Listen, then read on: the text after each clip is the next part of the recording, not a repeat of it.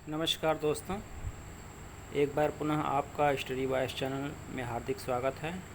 आज हम UP PCS 2019 के प्रारंभिक परीक्षा के प्रश्न पत्र का चौथा वीडियो लेकर आए हैं। इसमें भी कुल 25 प्रश्न हैं। इस प्रकार कुल 100 प्रश्नों के हल पूरे हो जाएंगे। तो आइए हम इन प्रश्नों को देखते हैं एक एक करके।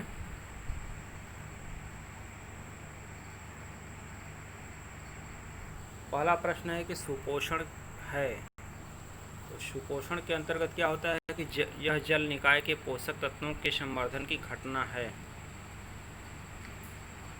तो ये कथन सही है। दूसरा कथन है कि यह जल में घुलित ऑक्सीजन को कम करता है। तो ये भी कथन सही है, यानी ये दोनों कथन सही है।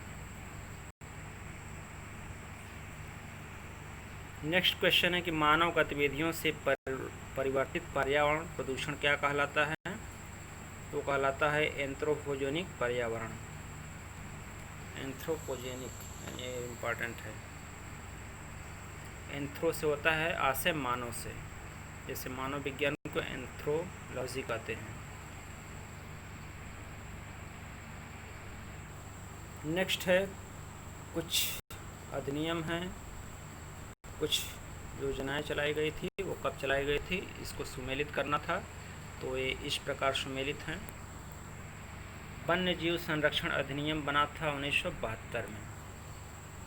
प्रोजेक्ट टाइगर, तो प्रोजेक्ट टाइगर शुरू किया गया था 1973 में। नेक्स्ट है प्रोजेक्ट हाथी, तो इसकी शुरुआत की गई थी 1992 में। और अगला है कि जैव विविधता अधिनियम कब बना था? तो ये बना था 2002 में।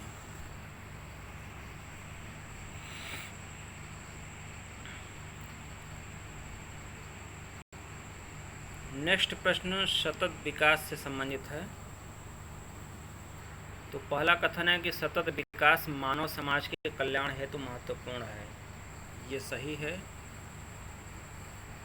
कि सतत विकास मानव कल्याण हेतु महत्वपूर्ण है। और अगला कथन है कि सतत विकास से अभिप्राय ऐसे विकास है जो भावी पीढ़ियों की ज़रूरतें पूरी करने की योग्यता को प्रभावित किए बिना वर्तमान समय की आवश्यकताओं की पूर्ति करता है। तो ये कथन भी सही है, यानी दोनों कथन सही है।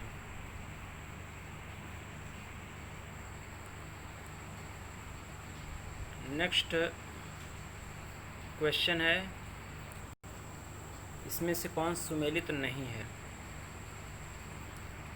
तो पहला है कि कार्टेजेना प्रोटोकॉल। तो कार्टेजेना प्रोटोकॉल बायोसेफ्टी यानी जीव सुरक्षा से संबंधित है, तो ये सही है।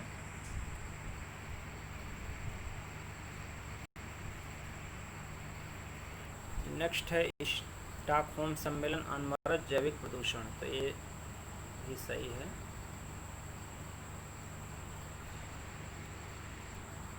और नेक्स्ट है मॉन्ट्रियल प्रोटोकॉल, तो ये भी सही है, ओजोन परत के क्षरण से संबंधित है।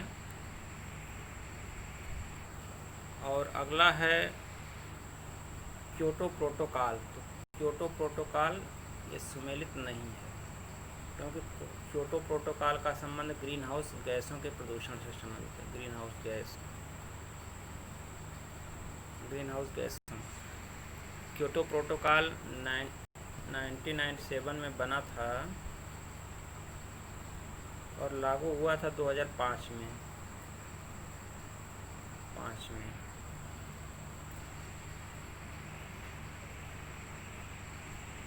नेक्स्ट प्रश्न है कि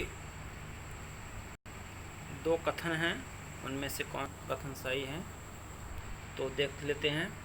पहला है कि उष्णकटिबंधीय देशों में तितलियों की प्रजातियां सर्वाधिक संख्या में पाई जाती हैं, तो ये कथन सही है।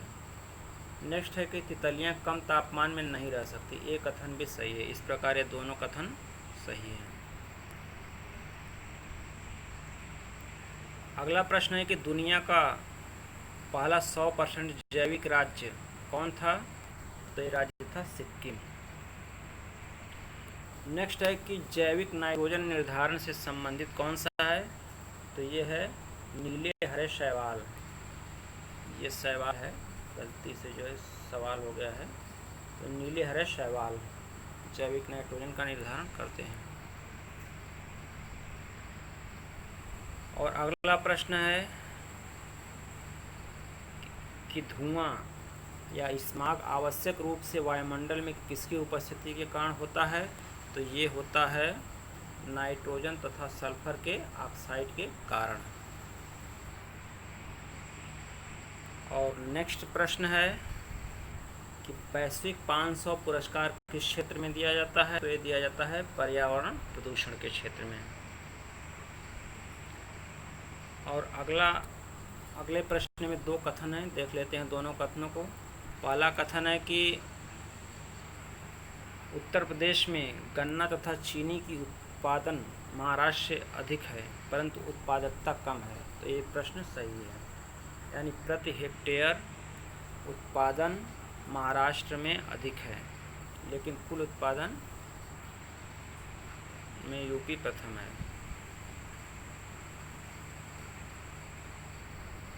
और दूसरा कथन है कि महाराष्ट्र में अधिकांश चीनी मिलें सहकारी क्षेत्र में स्थापित हैं। तो ये कथन भी सही है। इस प्रकार ये दोनों कथन सही हैं। नेक्स्ट प्रश्न है कि सतत विकास लक्ष्य एसडीजी भारत में 2030 तक सभी के लिए पानी की उपलब्धता और इसके अस्थायी प्रबंधन को लक्षित करेगा। यह कौन सा लक्ष्य है? एसडीजी 6।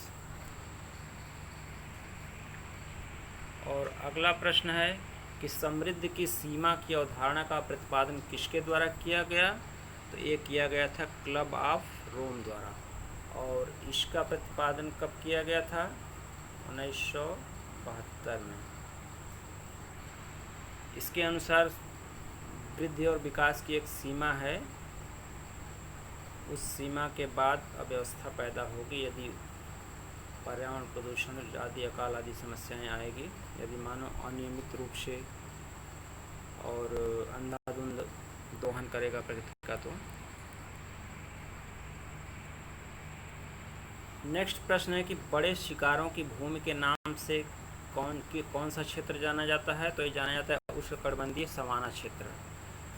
तो सवाना घास के मैदान होते हैं और यहाँ पर विभिन्न प्रकार के जीव जंतु जैसे शेर, लोमड़ी, जंगली कुत्ते, बाघ, हाथी आदि पाए जाते हैं, इसलिए इसे बड़े शिकारों की भूमि के नाम से जाना जाता है। नेक्स्ट प्रश्न है कि भारत द्वारा भूमि क्षरण तटस्थता प्राप्त करने का लक्ष्य कब तक रखा गया है? तो ये लक्ष्य रखा गया 2030 तक। अगला प्रश्न है कि भारत का 100% सौर ऊर्जा पर चलने वाला पहला केंद्र शासित प्रदेश कौन है? तो दीव है। अब वैसे दमन दीव तथा दादरा नगर हवेली को एक में मिला दिया गया है। नेक्स्ट है कि भारतीय भाषाओं का केंद्रीय संस्थान किस स्थान पर स्थित है? तो स्थित है मैसूर में।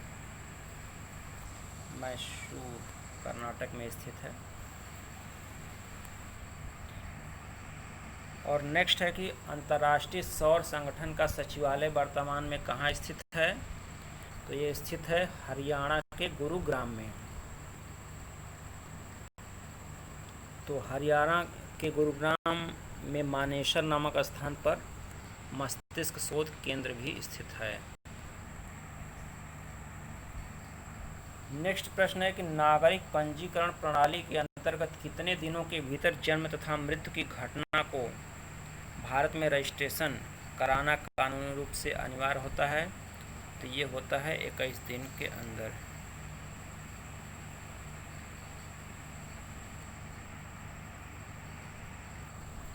नेक्स्ट प्रश्न है कि the rise and growth of economic nationalism in India के लेखक कौन है? तो इसके लेखक हैं बिपिन चंद्रा। बिपिन चंद्रा।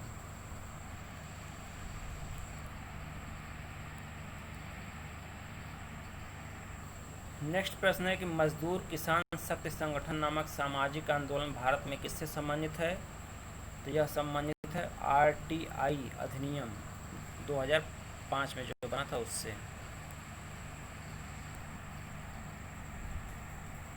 और नेक्स्ट प्रश्न है कि चित्राचार्य उपेंद्र महारथी की पुस्तक वेणु शिल्प का संबंध किससे है? तो इस संबंध है बांस की कला।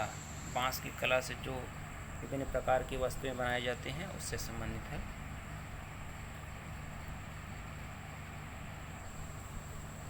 अब अगले प्रश्न में कुछ कार्यक्रम हैं तथा वे कब शुरू किए गए थे उसको सम्मिलित करना था।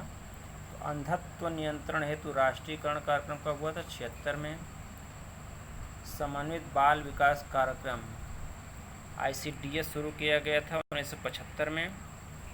राष्ट्रीय कुष्ठ निवारण कार्यक्रम शुरू किया गया था 1983 में। और राष्ट्रीय ग्रामीण स्वास्थ्य मिशन इसकी शुरुआत की गई थी 2005 में। और प्रत्येक वर्ष 7 अप्रैल को स्वास्थ्य दिवस मनाया जाता है।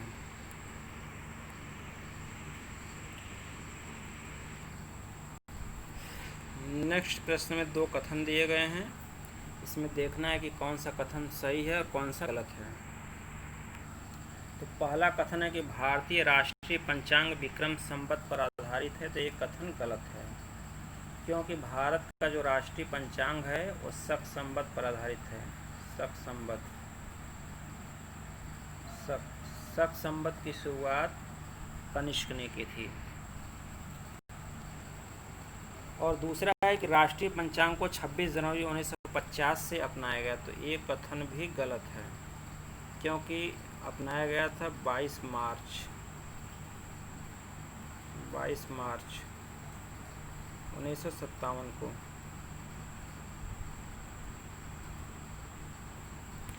तो दोनों कथन असत्य हैं।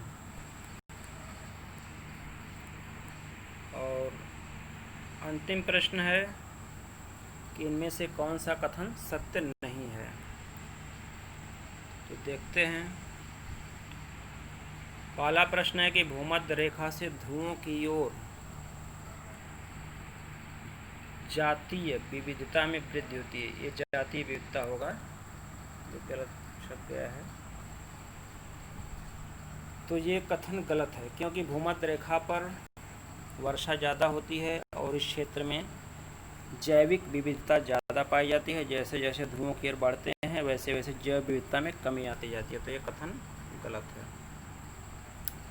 दूसरा कथन है कि उष्णकटिबंधीय शीतोष्ण क्षेत्रों की अपेक्षा अधिक जातियों को आश्रय देते हैं। तो ये सही है, क्योंकि उष्णकटिबंधीय क्षेत्रों में शीतोष्णकटिबंधियों की अपेक्षाकृत जैव विविधता अधिक होती है, यहाँ जीव जंतु अधिक पाए जाते हैं।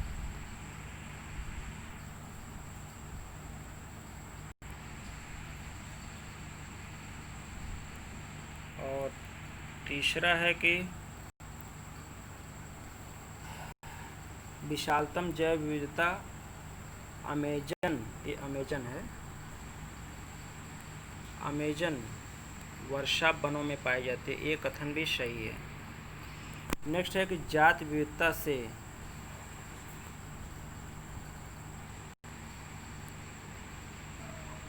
दोषा क्षेत्रों से मतलब जैव विविधता ये रहेगा कि भूमध्य रेखीय क्षेत्रों से ध्रुवों की ओर घटती जाती है। ये कथन भी सही है।